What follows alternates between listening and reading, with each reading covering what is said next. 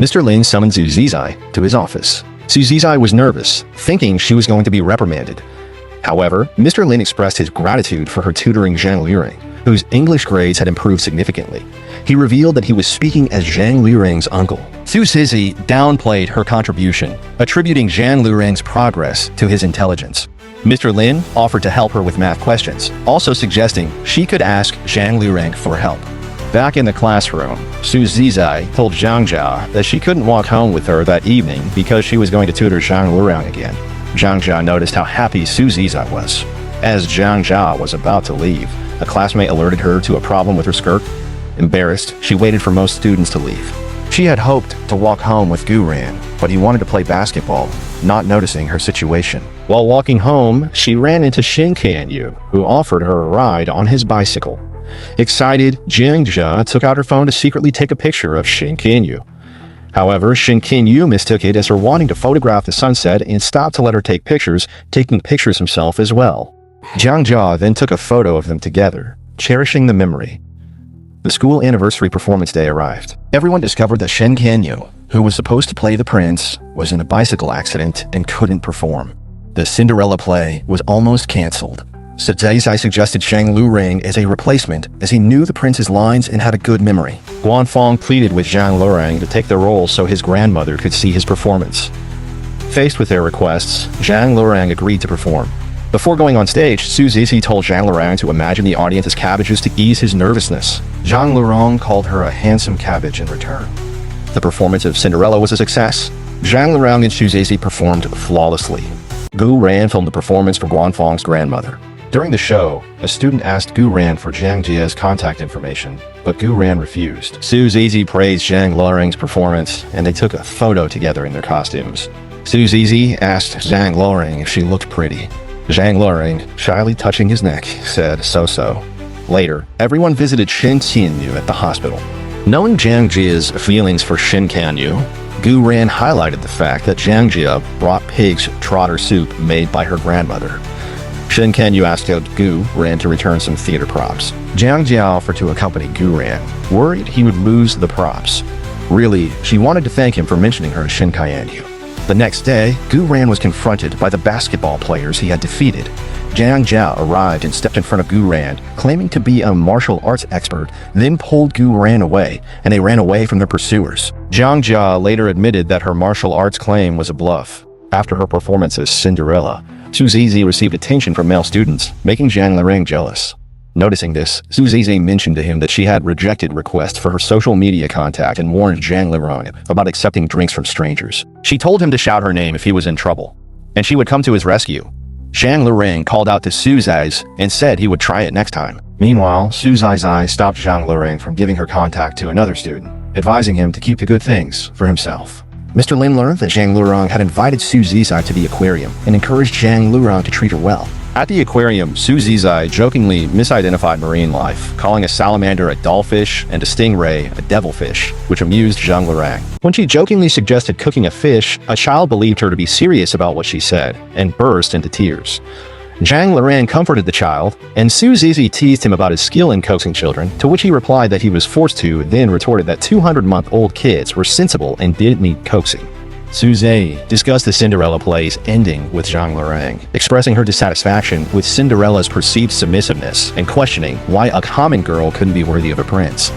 Zhang Liuring suggested perhaps every girl can become a princess in front of the one she loves. Zhang Liuring and Su Zizai ran into the kid again, who had wandered off from his teacher this time.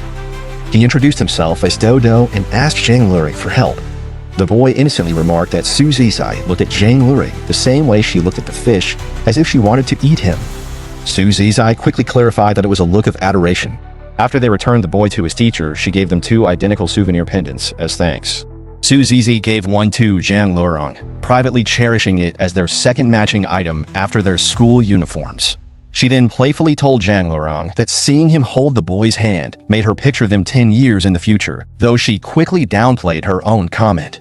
Back at school, a rumor about a Mayan doomsday prophecy arriving on the 21st, right after their academic competition, caused anxiety among students. While tutoring Zhang Liuring, Su Zizai asked what his biggest regret would be if the world were to end. He replied that it would be not coming to Zhongyi sooner. Su Zizi agreed, wishing she had met him earlier, and added that even if Doomsday were real, getting to know him made it all worthwhile. The day before the competition in Yongan, Zhang Jia stayed at Su Zizi's house. That night, the two friends discussed their respective crushes, both admitting their feelings had made them see the boys as completely flawless. The next morning, they overslept and missed their train. Su Zizi informed Zhang Luring they would be taking a 7-hour bus instead. Calculating their arrival time, Zhang Luring decided to meet them at the station. Gu Rin insisted on going with him, grabbing an extra jacket, because he predicted the often careless Zhang Jia would forget one for Yongan's colder climate. Su Zizai and Zhang Jia were touched to find the boys waiting with a warm snack. Zhang Luring explained their room assignments were separate because they had arrived late. Su Zizi's roommate was Sha Ning, a student from Suyong No. 1 High School, who was Zhang Luring's junior high classmate and the daughter of his former physics teacher. Zhang Ning described Zhang Luring as exceptionally popular and asked if he had anyone special. Su Zizi feigned ignorance, saying many girls were interested in him, but he didn't seem to have a particular person in mind. When Zhang Ning inquired if Zhang Luring's English had improved, Su Zizi proudly credited his dedicated tutor for his significant progress.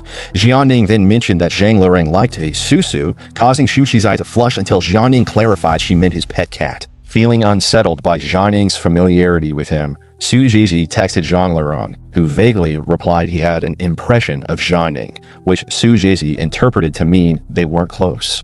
After the competition, the group decided to spend a day exploring Yongan. They ran into Xianing and her father, who suggested his daughter act as their guide. Everyone agreed, but Su Zizi felt uneasy about Xianing's long-standing connection to Zhang Luring. During their visit to Mount Shulin, Su Zizi's ill-fitting shoes prevented her from hiking. Zhang Luring stayed behind with her, bringing her jelly and reminding her she once said it cheers her up. The two then took a cable car to the summit. He revealed he often seeks high places when he's feeling down, which prompted Su Zizi to share her own coping methods, eating snacks, watching the sea, and when all else fails, simply seeing him. She told him he was a magical remedy for some people, making them like this world more. He quietly replied, "You already are." Later, at the hotel, Zhang Ning, who planned to study psychology, told Su Zizi she had sensed her feelings for Zhang Luring from their first meeting.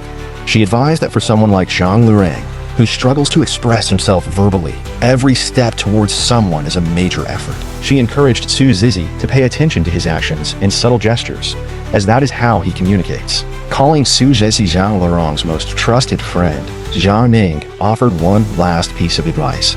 If he walks slowly, you can take the initiative to step into his world. Lying awake that night, Su Zizi reflected on these words, pondering how to make the most of her time. If you love the story, subscribe for the next episode.